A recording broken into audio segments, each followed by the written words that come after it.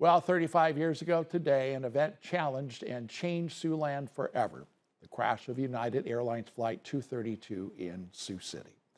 Today, the Mid-American Museum of Aviation and Transportation held a free event to honor those who died, those who survived, and all the people who helped in one way or another during that fateful day.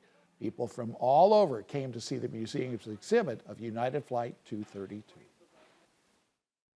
We know that this community has came to help people, and it's significant that on a day like today, the 35th anniversary, that we take a moment to celebrate all the things that are about life and those who we lost. Now, to learn more about United Flight 232 and the museum's exhibits, you can visit the story by going to ktiv.com.